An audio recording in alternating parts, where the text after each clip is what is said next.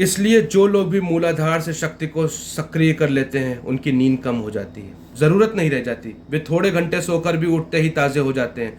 ऊर्जा का ऊर्ध्वगमन बड़ा अनूठा अनुभव है और पहला अनुभव होता है मूलाधार से नाभि की तरफ जब संक्रमण होता है। ये मूल बंध की सहजतम प्रक्रिया है कि तुम श्वास को बाहर फेंक दो, नाभि शून्य हो जाएगी, ऊर्जा उठेगी नाभि की तरफ, मूल बंध का द्वार अपने आप बंद हो जाएगा। वो द्वार खुलता है ऊर्जा के धक्के से।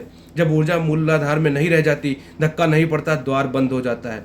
इसे अगर तुम निरंतर करते रहे, अगर इसे तुमने एक सतत साधना बना ली और इसका कोई पता किसी को नहीं चलता, तुम इस बाजार में खड़े हुए कर सकते हो, किसी को पता भी नहीं चलेगा।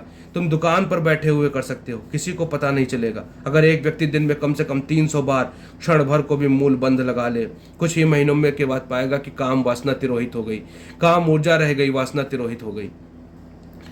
और 300 बार का करना बहुत कठिन नहीं है। ये मैं सुगमतम मार्ग कह रहा हूँ जो ब्रह्मचर्य की उपलब्धि का हो सकता है। फिर और कठिन मार्ग है जिनके लिए सारा जीवन छोड़कर जाना पड़ेगा, पर कोई ज़रूरत नहीं है। ये किसी को पता भी नहीं चलेगा कि कब तुमने श्वास बाहर फेंक दी, बाजार में, अपनी दुकान पर, कुर्सी पर, दफ्तर में बैठे हुए, कब तुमने चुपचाप अपने पेट को भीतर खींच लिया। एक क्षण में ऊर्जा ऊपर की तरफ स्फुरण कर जाती है और तुम पाओगे कि उसके बाद घड़ी, आधा घड़ी के लिए तुम एकदम शांत हो गए, हल्के हो गए, एक नई ताजगी आ गई।